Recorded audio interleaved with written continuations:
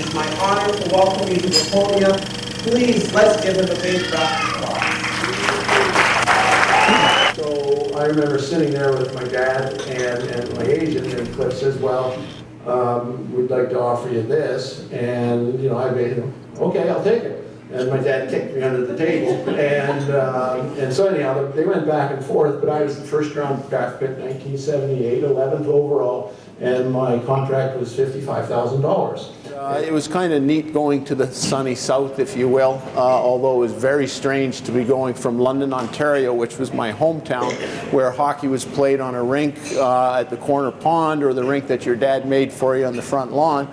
It was very odd to be going down to the sunny south to be playing hockey, where if you're reading the morning paper, it's page 1, page 2, page 3, page 4, and then just turn the whole newspaper aside, and there the Atlanta Flames were on the back page of the sports section. So it was quite odd, and I'll never forget in my first year, the coach of the Atlanta Flames was Fred Creighton, and I made a mistake. I came around the net, and I passed the puck up through the middle of the ice. Pittsburgh Penguins intercepted. I can't remember. I think it was Peter Lee.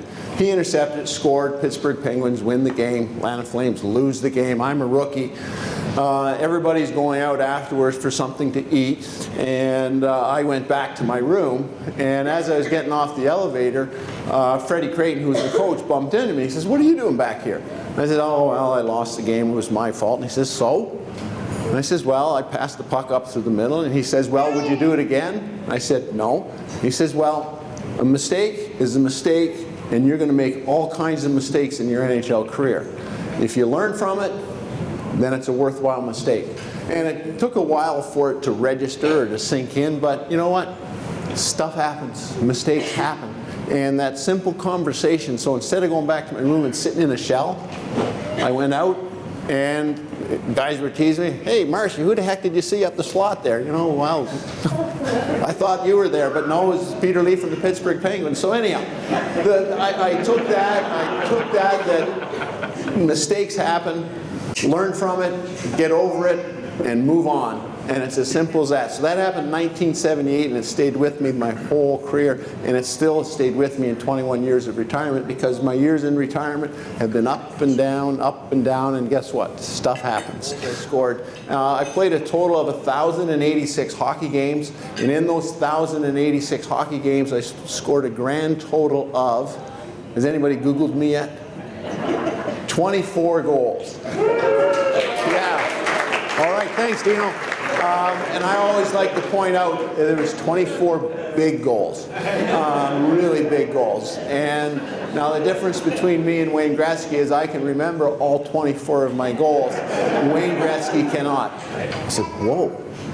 Never had a bad practice. So I thought to myself, I was 22 years old, I was just traded there. I thought to myself, well, if Bobby Clark's never had a bad practice, then it's time that Brad Marsh started following Bobby Clark around the ice. And guess what? I couldn't keep up to him. Here's Bobby Clark, 34 years old at the time, one of the best players in the league. I wanted to be like him, and he tells me he's never had a bad practice. So ever since that day, I was 22 years old, as I said, no, 23, I was just traded. I was 23 years old. I'd never, ever had another bad practice. And guess what happened? I wasn't a bench warmer anymore. My career in Philadelphia just took off. It was incredible.